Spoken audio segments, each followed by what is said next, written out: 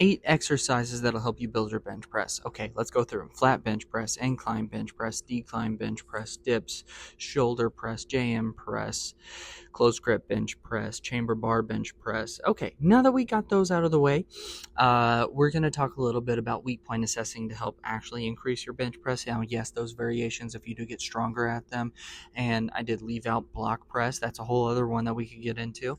Aside from doing variations for bench press, the way to get your bench press up is figure out where you're failing on your bench press. Where are you having the most difficulty? Where are you struggling? Are you struggling to lock out? Are you struggling to get it off your chest? Are you having somewhere in the middle that you're struggling with?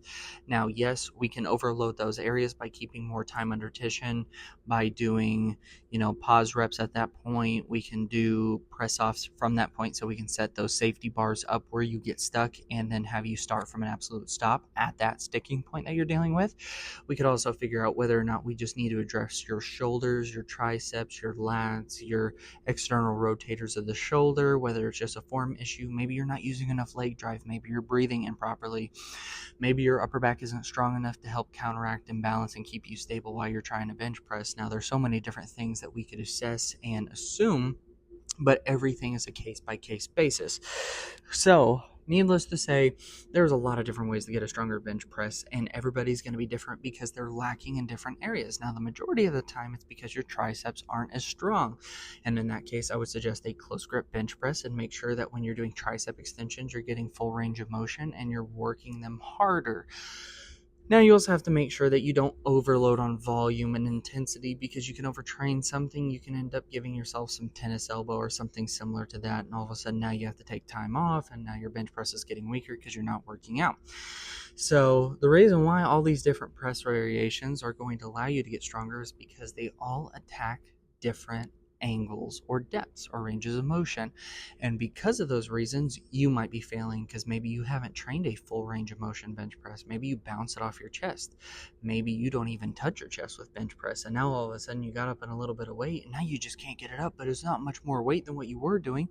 Well, maybe it's enough weight to push that bar down to your chest, and all of a sudden now you can't get it up off your chest because you've never trained it to your chest. So you go lighter and you do a chamber bar, and now it's pushing you past the chest point because of how that bar set up. Maybe we have an issue halfway through, so we start doing floor press. So we can start halfway through where it's way off the chest, and we do an absolute stop at the bottom, and we have no stretch reflex that we're utilizing, and then we're pressing all the way up to lockout and then bringing it back down to the floor and having to focus on this absolute control and absolute power and absolute strength, and you're not used to it. So all of a sudden it's super light.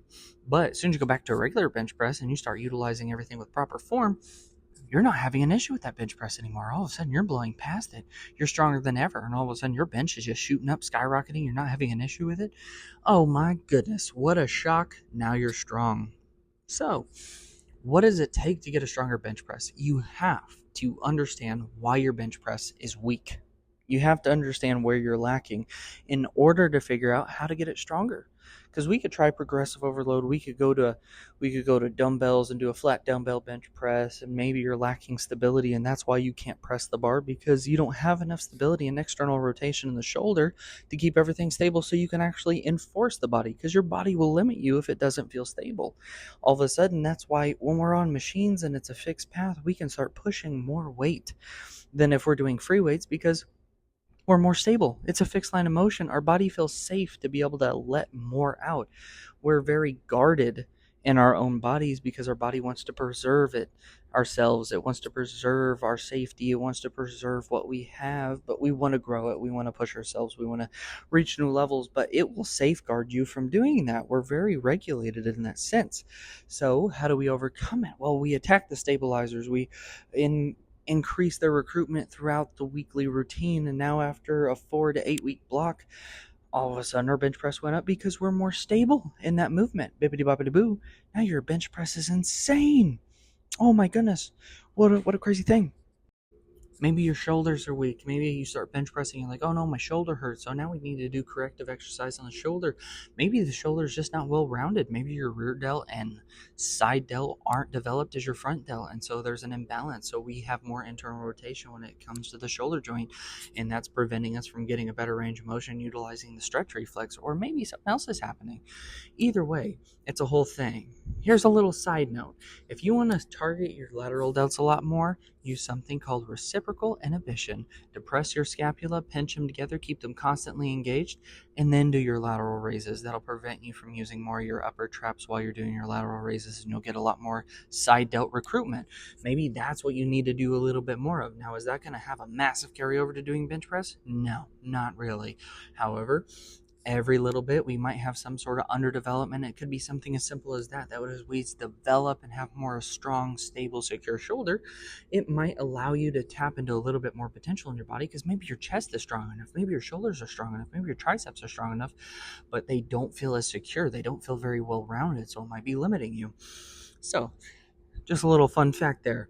Now, as you can tell, there are endless avenues, endless different ways that we could go about this, looking at it, trying to figure out what we need to do here, what we need to do there. We need to figure out why you're lacking in bench press. If you're locking out just fine, but you have a hard time getting off the chest, maybe find a chamber bar, work into the deficits. Maybe start with a pause. Start doing pause reps. Maybe get the safety bars started and then do a variation where you're doing right off the bars, where you pause on the bars right where it's at the chest, count for a few seconds, and then press up, so you work on the absolute strength from the bottom position. Maybe that's what we need to do. Maybe we have to put you on a little bit more chest work. Maybe we have to move you over to a machine and really set the seat forward. That way you can work into a little bit more of a deficit, and you need a little bit more volume on your chest. Maybe your shoulders aren't developed, so we need to start throwing in the auxiliary work of doing overhead shoulder press with barbell, dumbbell, log, whatever, do it with the safety squat bar. I don't recommend it. Get creative, but don't do that. Let's find the variation and way to go about getting your bench press stronger and better. Pause reps, different variations of bar, different variations of angle. And I don't mean just start doing like, okay, I did bench press, then I went and did incline bench press, then I went and did decline bench press, then I went and did dips, and then I went and did shoulder press, and then I did this, and then I did that. You're going to wear yourself out. Your body's not going to adapt to that unless genetically you just recover extremely, extremely well, and that is a very rare case. In other words, you have to figure out how to program throughout the week. Also, let's get into frequency. We're this far into the video, we need to talk about frequency. If you want to get better at an exercise, get better at it. Do it more often. Work bench press twice a week, get more sets in. So try this advice. Let me know what you think down in the comments. Thank you for being here. Thanks for listening to me. It makes my day. I love having you here. I hope you enjoyed the content. But overall, I will see you guys in the next video. Stay grinding, stay smiling, and I'll see you later. Shimmy, shimmy, shimmy. So something that I realized after I finished the video and I was editing it is that there's a little bit more context and everything else to add. So as I addressed in the video, there's weak points. There are different variations, different modalities, different ways that you can train certain things. Sometimes something I didn't even get into was just overall programming and the specific goal intended for what you're driving for. Let's say with your sets, reps, volume, weight, everything that you were trying to intend for that workout, for the day, for the block. You might need to break up, instead of working for maximal effort, maybe you need to include a little bit more power for bar speed. Maybe you need to include more strength endurance. Maybe you're fatiguing out too quick. There are some things where you can do a linear progression where you're working on adding more volume and getting comfortable at a heavier weight with more volume, and training yourself to be able to endure that, recover from that, and get more sets, more reps out of that weight. So let's say you wanted to get to 315, maybe you need to drop to 60% of that and see how many reps you can get in that, and see, now you want to divide that up into 2 sets, and now you want to slowly get to the point where you can add a third set, a fourth set, a fifth set, maybe do a 5x5, and then test up, go like 75% or something like that. And I'm just throwing percentages out there right now, just based off some rough approximations of stuff I've done in the past that worked. And now you do a test out, so you do as many reps as you can. How many reps can you do with 75% of 315 that you want to do? and you calculate from there. Now, basically, none of that information is really good based off those percentages. Don't do that. You need to do a 1 rep max, calculate your training max, which is roughly going to be 80-85% of that. Start working up volume and intensity and bar speed up with percentages of your training max, not your 1 rep max. This is going to allow you to not tax your nervous system as much, as well as recover a lot more efficiently. Now, you'll realize, oh, this is really easy, I can do it. But if you train with intention, proper volume, proper breaks, proper proper form and muscle recruitment, it will be very exhausting if you're doing this correct and intentionally. And then eventually, after so long, you can go ahead and test out for that 1 rep max again. And it should be significantly higher because you've built your strength endurance. You've built these foundations leading up to this point. You've gotten used to lifting heavy and doing a lot with heavy weight and overall volume. However many pounds you were lifting beforehand, let's say you were lifting 20,000 pounds in volume, that many reps, that many sets of whatever weight. And now you've built to the point up where you can do 45,000 total pounds, right? You built that up. Yes, your 1 rep max is going to go up. You don't have to hit your max again and again and again super frequently. Hitting your 1 rep max even once a month is pretty crazy. You have to be genetically really gifted to be able to have the recovery and endurance to do it. And if you're testing out that much, you're not allowing yourself to adapt for longer durations of time to get even further before you test out again. Lay it off to the side, test it after a while, give it a long break before you go back to it, feel it out, focus on your program. Yes, there are tons of variations that you can include, and you can switch them out every 2 to 4 weeks, even once every 8 weeks. If it works, don't switch it out. That's what I will say. If something's not working, find a different modality. If you don't know what you're doing and which variation to use, ask someone who knows. Or if you don't want to ask someone who knows and you don't want to talk to someone who knows, or you really just don't want to go out of your way, or you really don't like talking to people, because I totally get it, then try a different variation if it's not working. And then when you find one that does work, stick with it till you notice that it does working. Abuse it and use it till it doesn't work. Then switch it out again. And then eventually you find a groove, okay, I can do block press or I can do pause press. Right, I can do that for 4 weeks until it stops working. So you do it for 3 weeks, and before you stop adapting, you go ahead and switch it again. Keep it fresh, right? Or do the regular 4. Either way, there are different ways. Everybody works just a little bit differently because everyone gets slightly different sleep. Everyone has a different nutrition profile. Some people have everything right but their nutrition. Some people have everything right but their sleep.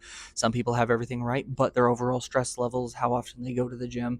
Some people have more frequency. Some people have less frequency. Some people are super stressed. Some people are like, oh, yeah, it's work, but they're not stressed, right? There's a difference. We've all been to that point where we're severely stressed and everything suffers. So yes, the gym is going to suffer too. So everybody's different. Find what works for you, play around with it, or find someone to help you and guide you along that way to get you where you want to be. Sometimes it's just good to have some other eyes looking from the outside looking in and be able to figure out what you need. So that's all I wanted to add. There's a lot more to add to this. If you guys are interested, do let me know. I would love to elaborate a little bit more. We don't have to just talk about bench press. We can talk about any of the lifts whatsoever. It could be something as simple as a curl.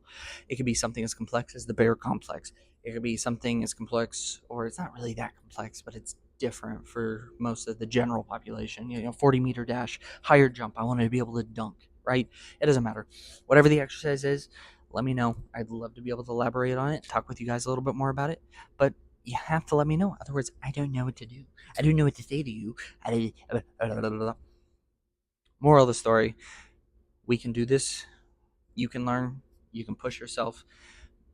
But find something that works and progress. Don't do that. Just don't get stuck in the same loop, right? Some people that works for them. For the rest of us, it doesn't. We have to be intentional. We have to be smart. We have to constantly adapt to move forward. So I hope this video helps. If it does help, I want to know about it.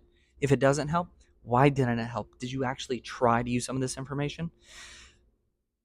Let me know. I'm just curious. I love talking about this stuff. It's fun. So, all right.